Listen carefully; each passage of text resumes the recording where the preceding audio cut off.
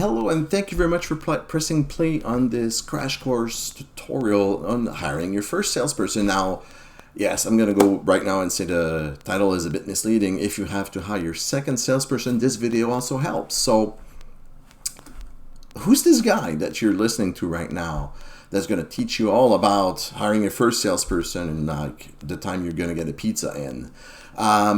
I've held many roles. I've been a hiring manager. I've been a interviewer. I've held all those roles. I've wore those hats. I've learned a whole bunch of things over the years. I've done a whole bunch of mistakes, and you get to learn from all those gains I've made as an individual today in this reasonably short tutorial. I try not to be boring as well. This subject matter can be somewhat dreary and dry. I'll try to keep it fun as we go along. So, first and foremost, who is this for? I like to list startups first and foremost because typically startup individuals, those founders, never had to do this before. First-time hiring managers, business owners that are in this situation where they grow the business, this is good for you. If you're in growth mode and you've never done this, or you're just curious about learning more and maybe tweak a couple of processes in your and the way you do business, well, stick around. I hope you learn something. So, why? Why do you want salespeople? Why? Because salespeople are actually awesome if you get the right people, like any single position. Because salespeople do a lot more than what most realize. First and foremost, they actually sell. Right? They identify prospects, qualify, close, convert to customers. That's why we love them and that's why we need them. But also, they're your brand ambassadors. They'll talk to anybody that wants to listen to about whatever you are proposing to the market. They are there to create value for your customers. And they're not just there to take the money and run like the Steve Miller Band song. They're there to actually grow relationships. They're business intelligence gatherers. And that's something that I've seen individuals go like, he's sales, she's sales. No, this is really important. They will gather more business intelligence sometimes that you can handle on your competitors, on your pricing strategy, on your overall business /sales/product strategy. And you can find candidates to actually fill roles in your organization as well because they're very sociable individuals typically, right? So they accelerate your growth. They're like your jet fuel for your organization. And they are there to help you manage customer relationships, loyalty, and again, get more of the same accounts. They will also handle collections when you want them to. And I've seen comp plans where the salesperson is not touching commission until the customer paid. So incentives, right? If your account receivables are not getting any feedback from a customer on when they're going to be paying their bill, send in the salespeople. They typically are good at getting information out to make things go forward. And they fuel your payroll. They fuel your company. Without the income they bring to your bank account, right? That's the obvious one. Now, salespeople do come in many flavors. The first one, which is the typical one that we want to get, is the hunter. They find you business. They're the cold callers. They're the ones that make friends with strangers to sell them things. That's a hunter, right? The account managers, also known as farmers, are the ones that are there to grow existing relationships, and they're really good to have on board, especially when you have good hunters, because you can let your hunters hunt, and your farmers will back up your hunters, and then you actually grow more the accounts, get more income, and everybody wins. Order takers. It's also known as an insult, but let's not use the insulty term here like, that sales rep's an order taker, as in they don't do anything and wait all day. Order takers are the ones that will operationalize your whole customer relationship. They'll process purchase orders, handle shipping, etc. Channels. That's something that's a little less known out there, but they're your relationship managers in dealer networks. And I decided to make an example here for potato peelers, because everybody knows what's a potato peeler. So you make potato peelers, and how are you going to get this in the hands of the customer? And this specific consumer grade item you're going to put your products in wholesale distributors where retailers are going to supply themselves so the consumers can buy. You probably need, in a classical way, two-channel individuals to manage this model. One that will handle your wholesale relationships and one or more who will handle your retailers. Another good example is car dealerships, right? Every brand out there will have channel managers to manage the dealer networks, right? That's how the world works when you do indirect sales. Missionary reps are the ones that will evangelize and preach to the audience that will influence the final decision makers. The best example I've got is the pharma rep. They will go and talk to doctors about new drugs that will do X, Y, Z and help their patients, and then they start prescribing it. And they're not typically quota based and on a revenue perspective, so that's why they're evangelistic-y, missionary, preachy type sales reps. You pay them differently, but they're really useful to grow your business in the right context. Last but not least, you have the sales support individual or sales engineers, sales specialists, etc. They're the ones that you bring in front of the customer with the salesperson to close the deal on a technical perspective. They have that trusted advisor type relationship because they get things to work that the salesperson said would actually work. So, do you want to close deals and you're selling technically inclined things? Find yourself your sales support person. Either it's a founder in a startup that is comfortable dealing with customers, or hire somebody for that. And depending on where you're at, what you sell, they're going to be essential to your sales diet. Now, what do you need? That's like, I need a salesperson, but why? What? In the case of startups, and I take this moment to make a quick parenthesis, you've got two core scenarios. The first one is, are you taking over a founder's responsibility so the founder can focus on growing the business on a more general manager kind of way, or growing the product line or something like that? Or are you trying to get your first sales? And that will impact how you hire, what kind of profiles, and how you're going to compensate them. So keep that in the back of your mind. And what do you expect them to do? The classics, like you hire them to sell, right? But do you expect them down the road to manage teams? Do you expect them to market? Do you expect them to handle socials? You have to take into consideration what that person will be doing. Are you looking for a specific defined role or a one-person army? Different individuals for different roles. And as for the team management part, I have a video on which is under Crash Course, but this time on managing a sales team. Take a look there. It's going to help you out. Clear job description title. Don't hire for A and do B. You'll see your people leave really quickly.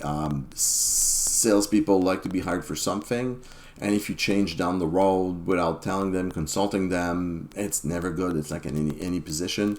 The difference is salespeople can be less loyal than your average other employee because they can probably, in this economy, go work elsewhere next week. So just keep that in the back of your mind. Always be clear and manage expectations. Compensation. Let's talk about money, because salespeople are coin operated. Not everybody likes the term, but they're goal centric, coin operated, and that's what they are, right? They're not out there to give everybody a hug. They're there to make money. And it's okay. How do you pay them? Base salary plus variable income plus equity is typically the equation. And I put equity there specifically for the startup world out there, because when individuals consider joining a startup, it's because they want to live the startup life with the startup rewards. When you hear about those startups, let's just Uber is an example, and you have those Uber-millionaires, that actually attracts the right kind of people, usually if you put equity in your plan. And they're going to be more inclined to take a smaller base variable because of equity, depending on your ability to pay. So again, I've got a video on managing sales. We touch compensation on this, and I love accelerators, no commission caps because I'm allergic to sandbagging, and I like bonuses and MBOs to grow the business. Go see the video. Figure out what you can afford, because that's kind of important. A lot of individuals don't know what they can afford. So for reference sites, there's more out there. Figure out how to be competitive in the marketplace. I'm not the world's greatest compensation plan expertologist, but if you don't do that, you're not going to be attracting the right kind of people in your organization, because you're going to overpay or underpay. And that's never good. Now, compensation, and I like this picture of Queen Elizabeth with the commission check and all happy. Other factors that you need to take into account, is your pricing accurate? Are you lowballing and leaving money on the table, or are you overpricing and pricing yourself out of opportunities? That's a discussion you need to have with the salesperson once they're on board, or before if possible, so we can optimize things. How long is your sales cycle? Because that will tell you how many deals you're going to need in the pipeline, and for how much money, which is the next bullet, so you can actually forecast what the heck is going to happen and be realistic about compensation. Salespeople will also possibly ask about, all right, you're selling XYZ, but what can I upsell or cross-sell from there? Just have all those items pre-lined up to answer those questions. And what's your operational costs, your burn rate if you're in a VC kind of funding mode, to know how long you've got before you're in trouble, because that's going to be helping defining your compensation numbers as well. Now, let's talk about finding warm bodies. I prefer warm bodies to cold bodies. Even though I'm Canadian, they typically work better. Now, the typical place you're going to look for salespeople are recruiters. The good and bad about recruiters is they can be expensive. Like, they're going to take a good chunk percentage commission off the base salary.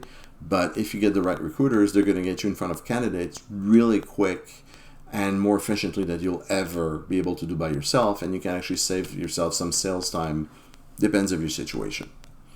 Post your jobs online. That's the obviously obvious situation, but the job sites offer some basic free job postings. If it's important, it's urgent, pay to actually get some visibility. LinkedIn is the number one place we should be posting right now. Facebook also does it for free. And for startups, if you want to get individuals that are culturally aligned with a startup mindset, those two places are good places to look, because they're there explicitly for that. You know people? Talk to them. Your competitors are interesting, because sometimes you find some disgruntled employees, people that have plateaued, people are looking for a new challenge. It's a good place to look at. Just manage the expectations with a salesperson and never go into former employer / competitor bashing. Nobody wins. Your existing customers. If you've launched and you've got customers and you've got trusted relationships, ask them, who do you like to buy from? Who would you like to continue buying from? Can I bring them in and they could continue servicing your account? It's a good place to look. Startup incubators, because they're full of ambitious people and sometimes you can get lucky there. And last but not least, on finding candidates, that's probably one of my favorite slides. Do not hire who you cannot fire. Okay, that's golden rule. Do not hire family. Immediate in-laws, I don't care. I don't hire family on a long-term, ongoing basis. If you have a summer intern job and you need somebody to process mail into the office, that's one thing. But we're talking about individuals who will generate revenue for your organization. So do not hire who you cannot fire. Same with your childhood buddies and your close friends, your neighbors, people you're stuck with, really, because the moment you have to fire somebody that you're stuck with that relationship and that aftertaste, and going, yeah. It's one of those rare cases where the devil you know is actually not better than the devil you don't know. So, word to the wise, be careful. The interview process, how do you get those individuals filtered into a process that you can define who's the diamond you want to hire? Meet them, right? First and foremost, you want to meet them virtually. I like to have a phone conversation specifically because I want to hear how they behave on the phone, and because it's a salesperson position, they'll be on the phone a fair amount of time usually. That's how I like to add a first layer of filter. If they actually don't trip on the blue line, yes, that's a hockey reference. I'm Canadian. Bring them in, fly them in if you can afford to, and make everybody meet that candidate, because that person's going to have to work with everybody and everybody's going to work with that person, right? Make them meet your investors and mentors if applicable, if useful. They typically have more experience and they'll be able to guide you through this process as well. There are 3 types of candidates: yes, maybe, and no. You hire the yeses, the rest you can't. You just can't. I'll take a chance on this guy. I've been looking for 4 weeks, I haven't found anything. Search an extra week. I've hired some maybes in the past and I should have said no. So I've learned that one the hard way. Your interview process. What to prepare before the candidate shows up. Here's a basic shopping list of ideas. First and foremost, questions. Drill that candidate. Put pressure on the candidate because your customer's well, right? Questions about industry, wins and losses in their previous lives and what they're doing right now. What kind of experience? Like, go through the resume kind of discussion. You don't need to their whole life story, just like last 1, 2, 3 jobs, depending. And gotcha questions. I love gotcha questions simply because I like to see them under pressure and search for answers. I used to sell in IT networking, so I would look at the candidate and go like, all right, let's talk about tech. You want to sell into networking? Let's see what you know. What's a DHCP server? You could see some people like go blank, and that's fine. The reality is you want to see how they're going to get out of blank. If they start shoveling crap and inventing stuff, that's a telltale they'll do the same to your customer. And if they go, I don't know, teach me, that's somebody I really like. And the DHCP server, for the record, is the piece of your network infrastructure at home. It's your Wi-Fi router typically that gives IP addresses to devices. Not rocket science, but find industry-specific questions to get them to squirm in the chair. I love to go to the whiteboard and write a basic Excel equation and ask them, what did I just write? Because everybody has Microsoft Office on their resume, right? I like this one. It's an interesting gotcha, which can get you the same kind of, this is heavy science versus, oh, I've seen that before. I think that's Microsoft Excel. I don't know what it does, but then you gauge your candidates. Define in advance roles of the interview process. So have some questions prepared, but define who's going to ask those questions. Make everybody talk as much as possible. And have a dress code for the team. Depends of your workplace, but you define expectations through how you present yourself in front of the candidate. And yes, you want to pull an IKEA. Good luck. Now, continuing on the process, things to look for, how they dress. They're salespeople, and my old bosses used to think I was a bit too much of a Barbie because I used to work with software developers who wore jeans and t-shirts. If I'm going to send somebody in a plane to meet a potential account and I want them to win and they can't dress, we got a problem, right? It's a matter of proper business attire. So it depends what business you're in, but if you're going to send somebody to sell to execs, they have to look and smell and talk like an exec, right? That's part of the thing. If they only have what they told you on a phone interview and they repeat, maybe they're short on experience or creativity. Do they fit? And that's the hardest one. Do they fit? And that's something that's gray, but you need to agree like, yeah, I like this person. I could work with this person, or yeah, do they have questions? That's one of my favorite things in the world, if the candidate shows up with questions. In my experience, the interview should be mostly the candidate asking questions, because we're looking at a salesperson, and that person needs to be inquisitive and ask questions to understand your customer's business and get a deal going. So they have to sell themselves, and you see where I'm going with this. So if they show up without questions, they're like, hey, everything's good, we got a problem. Did they do research? Did they do homework before showing up, or they just wandered in, right? Do they have a basic plan? And that's a bit more rare, but I typically show up in a job interview with a pre-made business plan, and I've hit 8 pages once, including a SWOT analysis and competitive analysis in there, and I wowed people because nobody does those things. Typically, if a salesperson shows up with a 30, 60, 90-day plan, that's a really good sign. Again, Do I need to repeat? Make them squirm. Put pressure. You want to see how they're going to behave. I like that. And will they follow up? Will, in the next 24, 48 hours, send you a thank you email for the interview looking for next steps kind of thing? Or do you just go on in dark mode and that's another telltale? Telling sign, sorry. Now, to make sure you have the right person, you've went through interviewing 8 people, you have your main and your next 2 just in case, but you want to test that main. You want to how do I make sure I'm getting the right person? So do a background check. Credit and legal, you're going to get a good idea of who they are and the financial pressure they're in. If their level of income is there and the level of debt is here, that may be a good or bad thing depending on the situation. Do they have a previous item on a criminal record? That means they can't travel out of country. Those kind of situations. You want to know as much as you can, and there's third parties to do that for you. Affordable as well.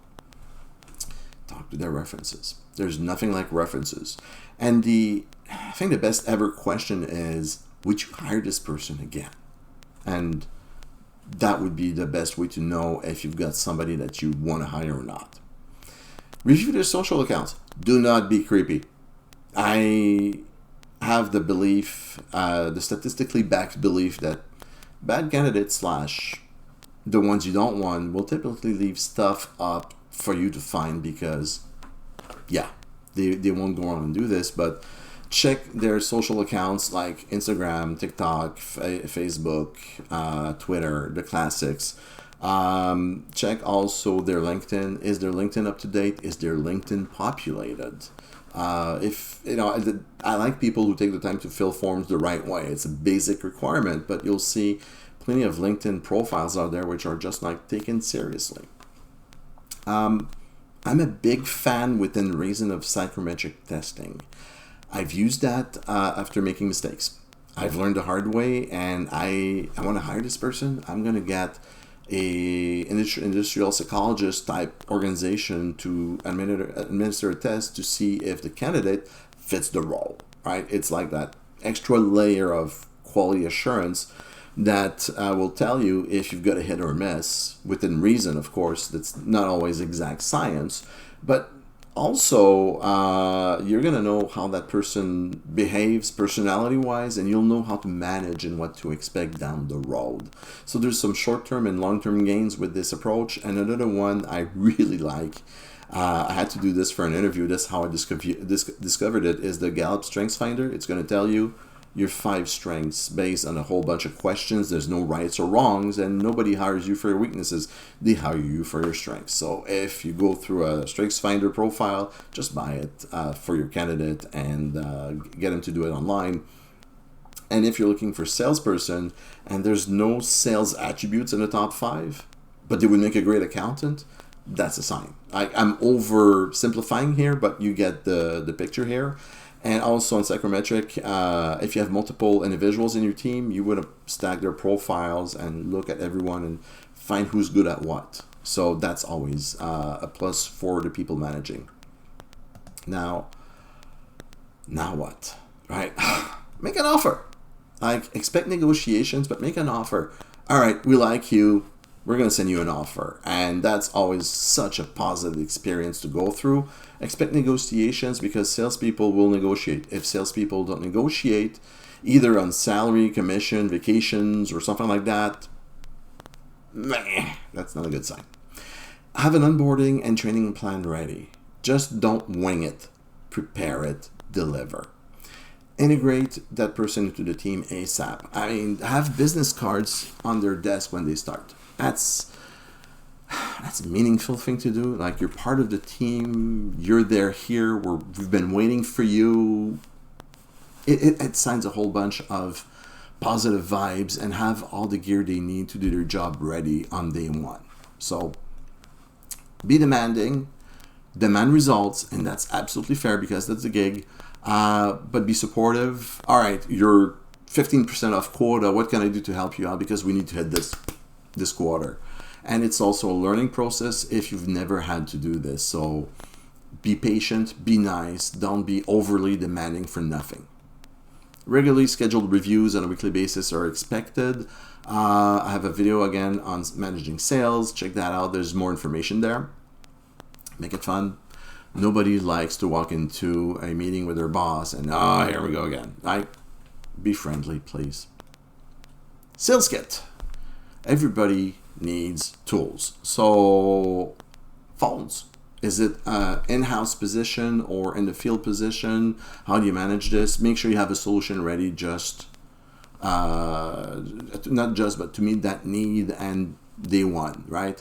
Laptop or desktop, again, against the position, have everything ready. They need this. They need business cards. They need a CRM. I have a whole video on selecting a CRM. I recommend you take a look at it. If you don't have one, or if you're not sure, if you're like, take a look. It's going to cost you less time than to wait for your pizza order, really.